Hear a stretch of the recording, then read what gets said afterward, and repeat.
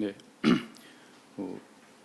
숭실대학교 국제업무과에서 봉직하고 있는 김대홍입니다. 제가 이번에 발표할 주제는 조선시대 형법, 형사소송법 연구 성과의 검토와 반성인데요. 제가 선학자분들의 연구 성과를 검토하거나 반성할 위치에는 있지 않고요. 다만 오늘 전체의 큰 주제, 그래서 조선시대의 어떤 데이터, 법령 데이터베이스를 구축하는데 그러한 큰 틀 안에서 그간의 형법, 형사소송법, 이 형사법의 연구 성과를 어떻게 활용할 것인가, 그 부분에 중점을 두고 발표를 하겠습니다. 먼저 이제 그간의 연구 성과를 구분하는 방식이 있게 되는데요. 연구 성과를 분류한다는 것이 그냥 단순히 자료를 갖다 모으는 게 아니라 어떤 관점이 필요한 것이기 때문에 그 전까지는 대개 시기순회하는 게 많았는데 저는 좀 달리해서 법학과 사학의 어떤 융합적 관점에서 법제사가 사학을 중심으로 하기지만 또 법학적 분야도 많이 반영하고 있기 때문에 법학의 틀에서 한번 구분해 보았습니다. 그래서 형사법 체제에 맞춰서 한번 형법 총론, 그리고 형법 강론, 형사소송 이렇게 한번 그간의 연구 성과를 한번 분류해 보았습니다.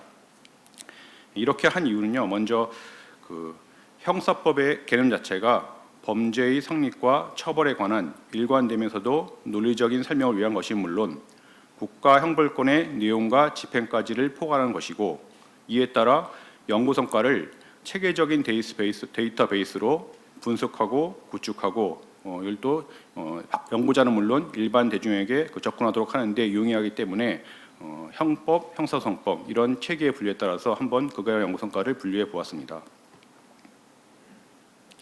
그리고 또 좀 더 첨언드리면은 민사법에 해당하는 사송과 달리 형사법에 해당하는 옥송은 조선시대 각 시기별로 뚜렷이 구분되는 차이점을 좀 상대적으로 발견하기 힘든 면이 있습니다. 텍스트 네트워크 분석 결과인데요. 왕조실록을 한번 이렇게 올려보았을 때 옥송, 그러니까 사송은 시기별로 분명히 구분되는 어떤 주제어들이 발견되는데 옥송은 전시기를 거쳐서 이렇게 크게 어떤 차이점을 발견하기 힘든 면이 있었습니다. 그래서 상대적으로 조선 전기 후기 구분에 있어서 민사소송보다 형사소송은 이러한 구분이 큰 의미를 가진다고는 아마 그렇게 보여지기 때문에 그래서 한번 이번에 약간 달리 새로운 방식으로 한번 그전의 연구 성과를 분류해 보았습니다. 먼저 크게 이제 형법 총론, 형법 강론, 형사소송법 이렇게 분류하게 되는데요.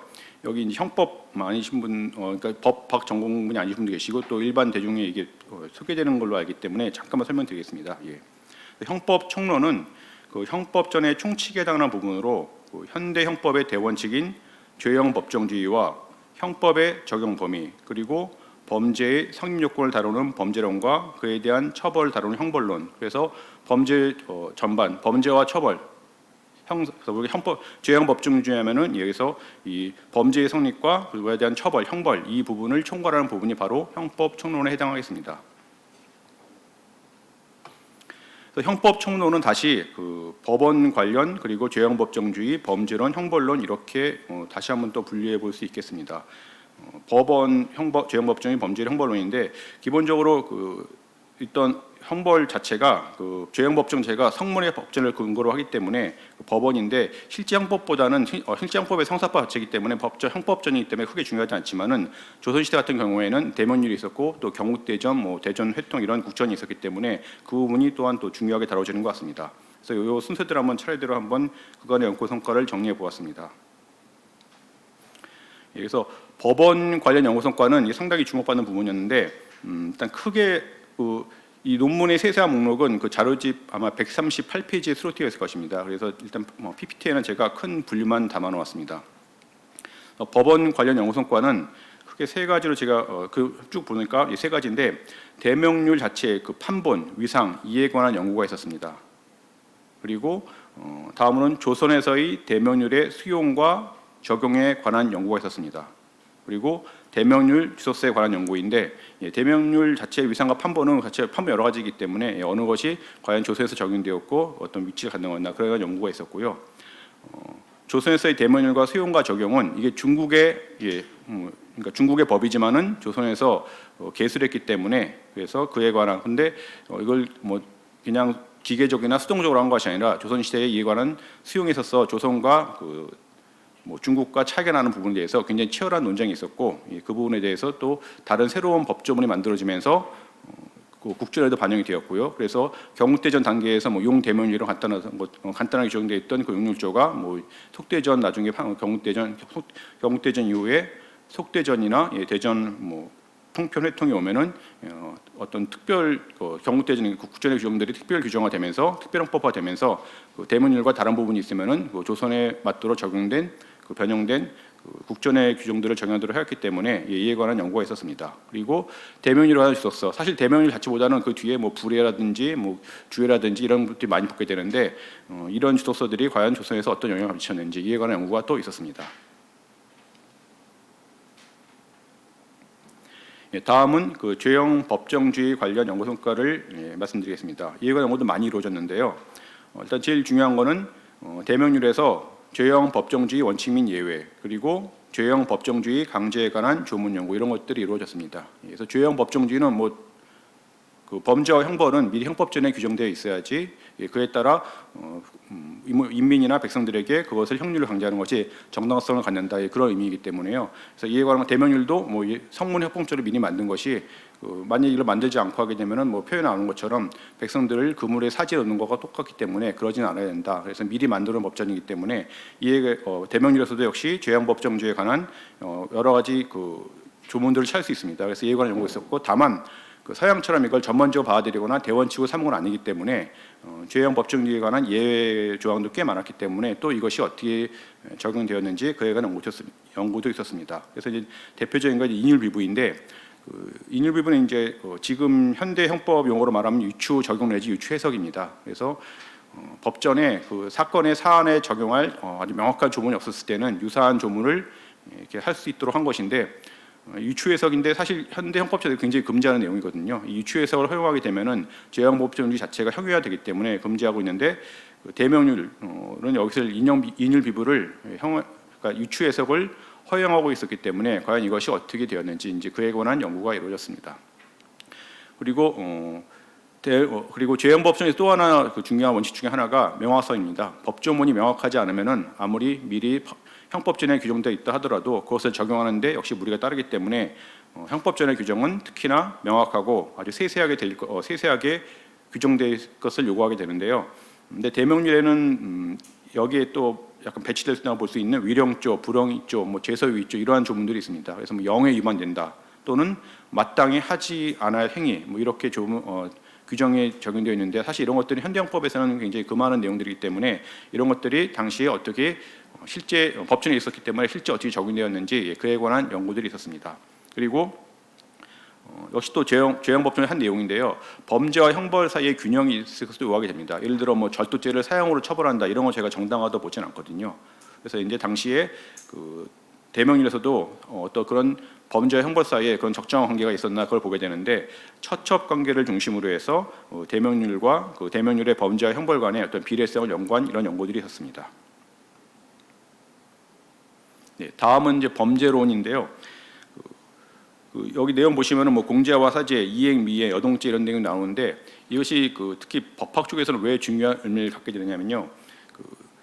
규정들이 세세한 게 중요한 게 아니라 어떤 법전이면은 추상적 일관적으로 그래서 일반성 있게 적용될 것을 요구하게 되는데, 이렇게 이행이나 미행, 여동죄라든지 어떤 한 개념을 추상화해서 법전 전체에 적용하도록 했다는 것은 그 법전이 상당히 고도화되어 있고 그리고 법 기술적으로 발달했다는 걸 의미하기 때문에 이런 부분에서 많은 관심을 받게 되었습니다. 일단 큰 틀에서 공제와 사죄에 관한 연구가 있었고요. 그리고 조선시대 형사 책임 능력, 그러니까 과연 이 사람이 이런 잘못을 했을 때 그 사람에 관한 비난을 할 수 있을 것인가, 이런 형사 책임 능력에 관한 연구가 있었고, 그리고 대면율과 옥전의 이행과 미행, 그래서 뭐 이걸 실행의 착수 또는 뭐 미수 이렇게 구분하기도 하는데요. 그래서 이미 행한 행위와 아직 행하지 못한 행위. 그래서 살인 사건을 뭐 살인을 계획했는데 뭐 실제 뭐 살인까지 이르지 못한 경우 이런 걸 어떻게 구분했는지, 또 여기에 대면율과 국전의 차이가 있었기 때문에 이에 관한 연구가 있었습니다.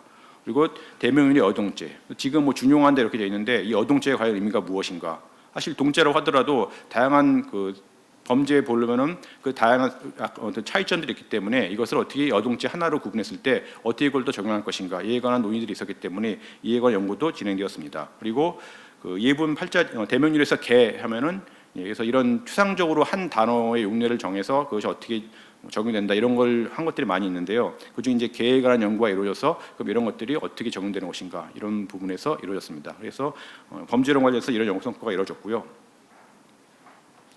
형벌론 관련해서는 크게 보면은 그 국가의 행정관에서 조선 조정에서는 국왕과 신료들은 어떻게 형벌을 이해했는지, 그래서 뭐 여기는 뭐 예법, 병중론, 흠일체, 가명체 이런 식으로 해서 당시에 이루어졌던 어떤 형벌에 대한 관점에 대한 연구가 많이 이루어졌고요.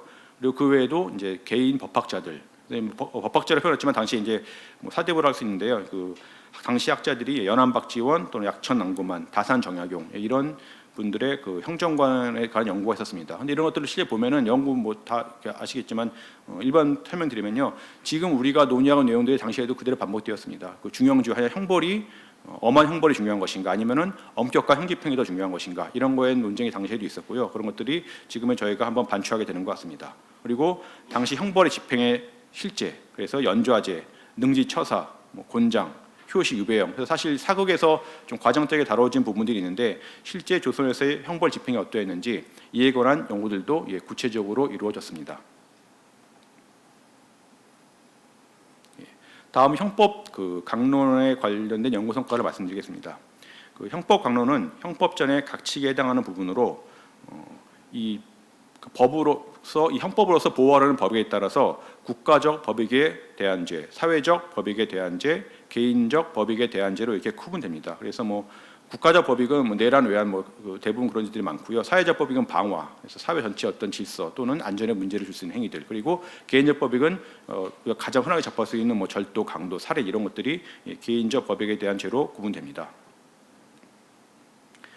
역시 국가적 법익, 사회적 법익, 개인적 법익인데요. 이에 따라서 제가 말씀드린 것처럼 이 국가적 법익, 사회적 법익, 개인적 법익으로 보호하려는 법익에 따라서 그간의 연구 성과를 한번 구분해 보았습니다.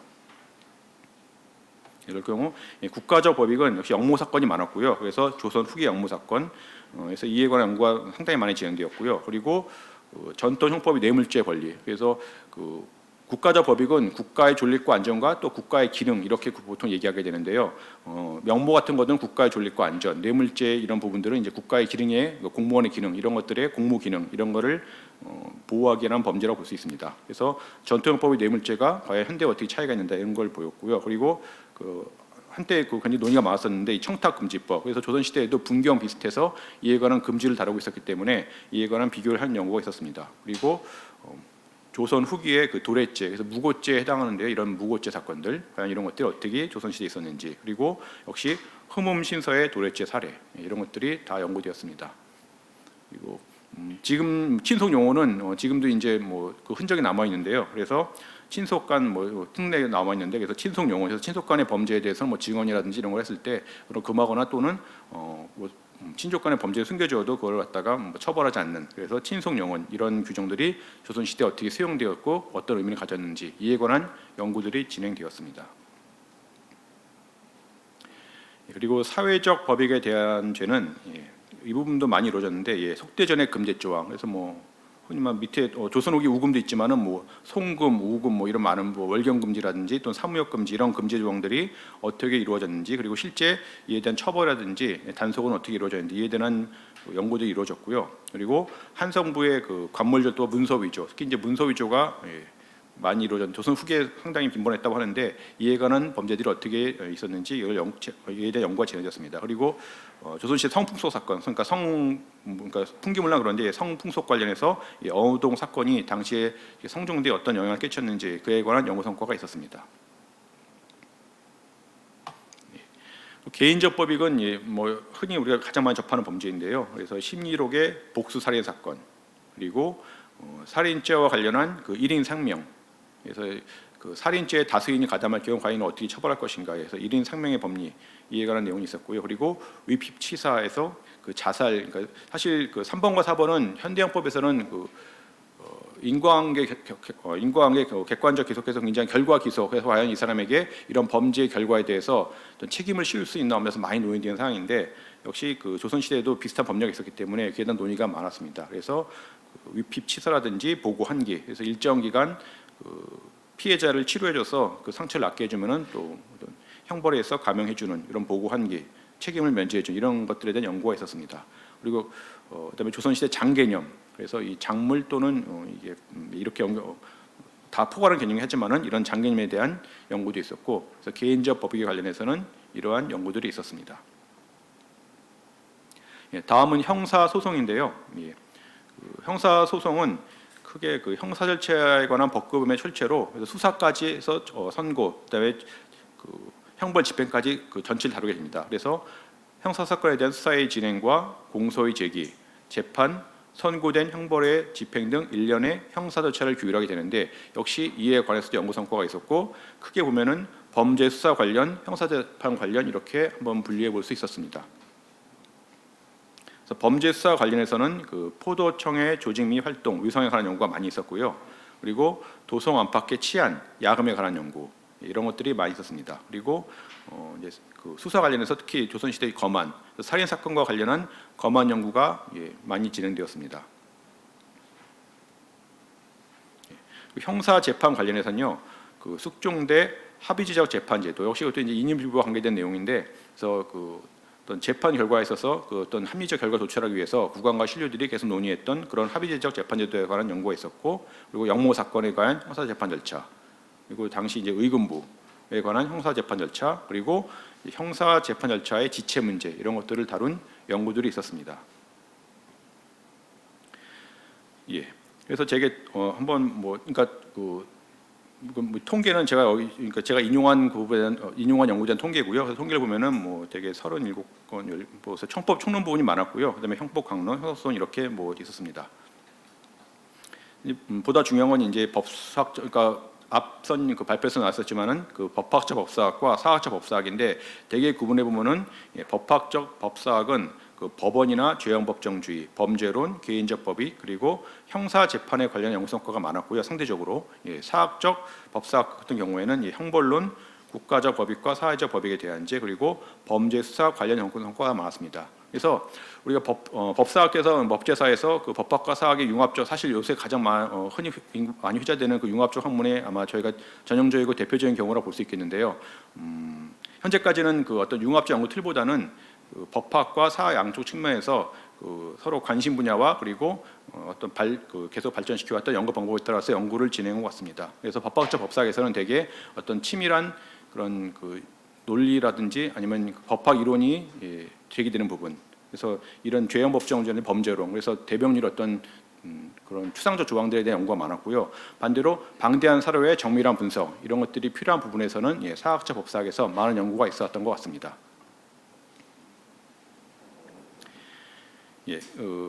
제가 문제점을 지적할 그런 입장 그 위치는 안 되지만, 다만 한번 이렇게 이 부분을 말씀드려 보면요.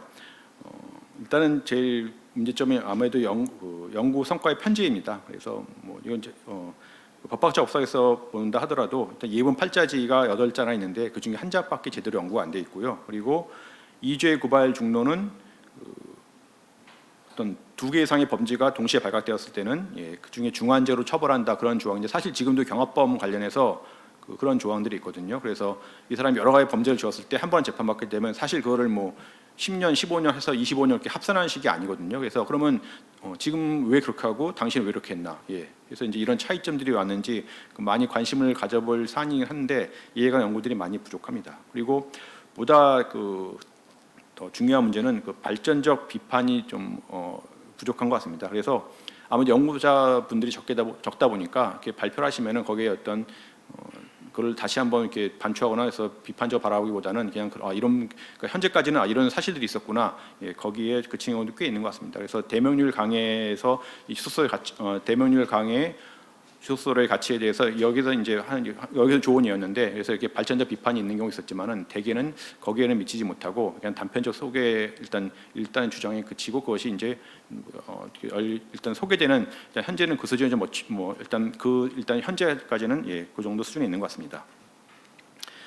이제 확대 방안을 보게 되면요, 일단 연구자 확충이 제일 중요한데, 이건 단기간에 좀 기대하기 힘든 문제 같고, 일단은 가능한 거는 연구 성과의 기회. 그래서 지금까지는 연구자 개인을 통해서 축적이 되었다면, 이제 그걸 조금 더 뛰어넘는 단계로 해서 연구 성과의 축적이 가능하도록 더 기획, 그러니까 연구 기획이나 지원이 필요한 것 같습니다. 그래서 사실 오늘과 같은 이런 학술대가 중요한 것이, 사실 이런 거 아니었으면 저도 거기 관심 갖고 하지 않았을 내용들이고요. 그래서 여기 기획 연구 성과로 한번 하는 것이 중요한 것 같습니다. 그래서 개인 단계를 떼놓는 게 필요할 것 같고요. 그리고 그래서 뭐 법학 사학 계속 이야기 되는데 양쪽에 분명히 장점이 있기 때문에 근데 사실 연구 성과를 서로 이렇게 공유할 뭐 글로서는 공유하지만은 사실 이렇게 한번 토론해보고 이런 기회가 적기 때문에 그걸 한번 이렇게 이런 기회 사실 오늘 그래서 토론도 법학 사학 이렇게 아마 제가 교차된 걸로 알고 있는데요. 그런 부분들이 기획 단계에 있어서 많이 중요한 것 같습니다. 그리고 이제 현재까지 이제 있는 연구소 한번 어떻게 활용할까 하면 제가 한번 아이디어 차원에서 한번 제시해봤는데요.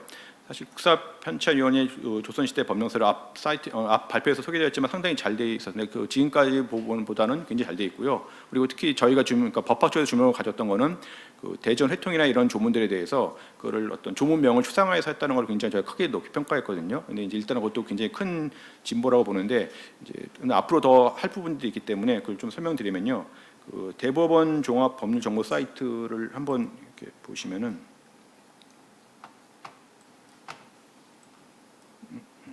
지금 아마 그 발표집에는 132페이지에 있습니다. 지금 제일 그냥 보시면은 일단은 대법원 종합 법률 정보 사이트에서는요 그 크게 탭을 구분하고 있는데 그 통합 검색 그리고 뭐 법령 문헌 이런 그리고 문헌 이런 것들을 구분하고 그 아마 책을 보시면 알 것 같습니다. 지금 제가 연결이 잘 안 돼서 보시면은 그 탭들이 있는데 아마 그런 탭을 활용해서 그간의 연구 성과를 다시 한번 이렇게 데이터베이스화 하는 것도 한번 참고해 볼 만한 것 같습니다.